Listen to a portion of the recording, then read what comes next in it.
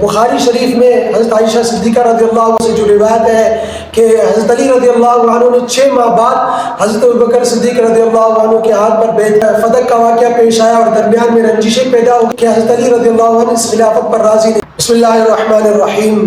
گزشتہ ایپیسوڈ میں یہ بیان ہوا کہ حضرت ابوبکر صدیق رضی اللہ عنہ کی خلافت پر انصار نے اتفاق کر لیا، اور پھر بیعت کے بعد جو پہلا خطبہ آپ نے ارشاد فرمایا وہ بھی بیان ہوا۔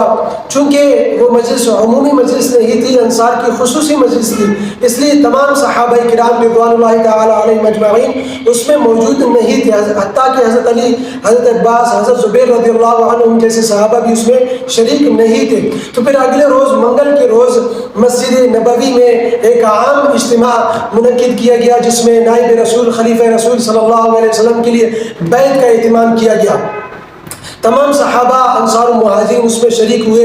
حضرت ابوبکر صدیق رضی اللہ عنہ سے پہلے حضرت عمر رضی اللہ عنہ نے ایک جامع تقریر فرمائی کہ اے لوگو، میں تو امید کرتا تھا کہ رسول اللہ صلی اللہ علیہ وسلم زندہ رہیں گے حتیٰ کہ ہمارے بعد تشریف لے جائیں گے۔ بہرحال حضور صلی اللہ علیہ وسلم رخصت ہو چکے، مگر وہ نور باقی ہے جس سے تم ہدایت حاصل کر سکتے ہو۔ یہ وہی نور ہدایت ہے جو اللہ تعالیٰ نے اپنے نبی علیہ الصلوۃ والسلام کو عطا فرمایا تھا۔ لوگوں، ابوبکر حضور صلی اللہ علیہ وسلم کے معتمد صحابی ہیں، بتلاؤ اذ ہما فی الغار سے کون دونوں مراد ہیں؟ اذ یقول لصاحبہ، اس کا مصداق کون ہے؟ لا تحزن ان اللہ معنا، یہ کن کے متعلق ہے؟ ابوبکر ثانی اثنین میں سے ایک ہے، مسلمانوں کے امور انجام دینے کے لیے سب سے زیادہ بہتر ہے، لہٰذا ان کے ہاتھ پر بیعت کر لو۔ اور پھر حضرت عمر رضی اللہ عنہ نے اصرار فرمایا، حضرت ابوبکر صدیق رضی اللہ عنہ کو منبر پر بٹھایا۔ حضرت ابوبکر صدیق رضی اللہ عنہ جس درجے میں حضور بیٹھا کرتے تھے اس سے ایک درجہ نیچے آپ تشریف فرما ہوئے اور لوگوں سے بیعت لینا شروع کیا۔ یہ تمام روایات کنز العمال، البدایہ والنہایہ اور ازالۃ الخفا میں یہ روایت موجود ہے۔ حضرت عمر کا خطاب انس بن مالک رضی اللہ عنہ سے مروی ہے۔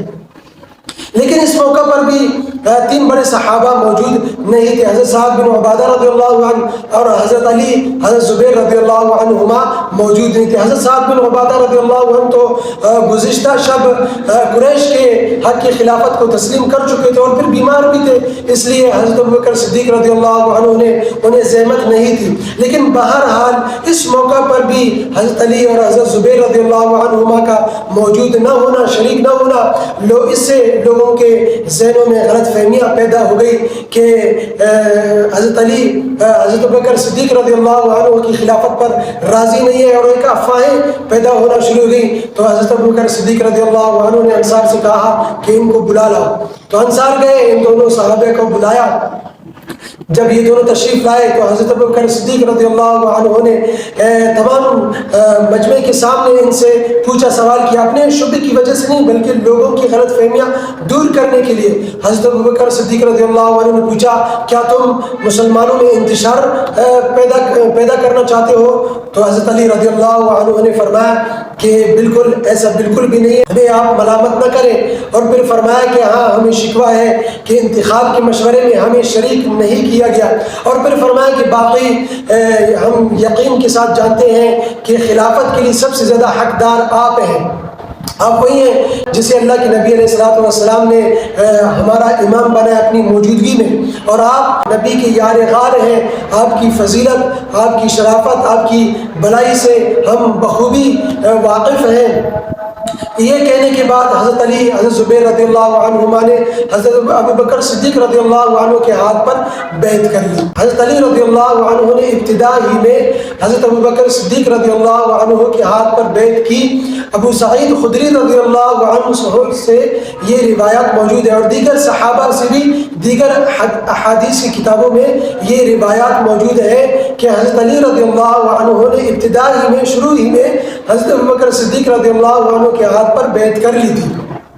وقد صحح ابن حبان فی حدیث ابی سعید الخدری رضی اللہ عنہ، ابن حبان نے اسے بالکل صحیح قرار دیا۔ ہاں، بخاری شریف میں حضرت عائشہ صدیقہ رضی اللہ عنہ سے جو روایت ہے کہ حضرت علی رضی اللہ عنہ نے 6 ماہ بعد حضرت ابوبکر صدیق رضی اللہ عنہ کے ہاتھ پر بیعت کی، حضرت فاطمہ رضی اللہ عنہ کی وصال کے بعد۔ تو علماء نے ان کے درمیان تطبیق کی ہے، کیونکہ وہ بھی تو حدیث ہے، حضرت ابو سعید خدری رضی اللہ عنہ کی حدیث ہے کہ اور دیگر صحابہ سے بھی یہ روایت ہے کہ ابتدائی میں حضرت علی نے بیعت کی تھی، اور پھر بخاری شریف میں یہ روایت بھی ہے۔ تو علماء نے ان کے درمیان تطبیق دی ہے کہ چونکہ بیعت تو پہلے ہی کر لی تھی، پھر بعد میں فدق کا واقعہ پیش آیا اور درمیان میں رنجشیں پیدا ہو گئیں، اور پھر حضرت فاطمہ رضی اللہ عنہ کی علالت کی وجہ سے حضرت علی رضی اللہ عنہ کا حضرت ابوبکر صدیق رضی اللہ عنہ کے پاس آنا جانا کم ہو گیا، تو لوگوں کے ذہنوں میں پھر غلط فہمی پیدا ہو گئی کہ حضرت علی رضی اللہ عنہ اس خلافت پر راضی نہیں ہے، تو پھر اس وجہ سے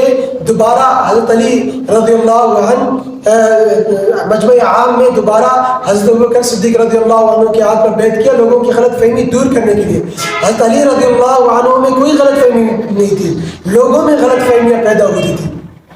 تو بہرحال 6 ماہ بعد کی یا شروع میں کر لی تھی، لیکن بہرحال بیعت تو کر لی، اور پھر ان کی تقریر بھی بخاری شریف میں موجود ہے، اس کے بعد انہوں نے تقریر کی، تو اس تقریر سے یہ معلوم ہوتا ہے کہ ان کے درمیان کوئی رنجشیں نہیں تھی، کوئی حسد نہیں تھا، خلافت پر بالکل راضی تھے، اور باقاعدہ تمام نمازیں حضرت ابوبکر صدیق رضی اللہ عنہ کے پیچھے پڑھا کرتے تھے۔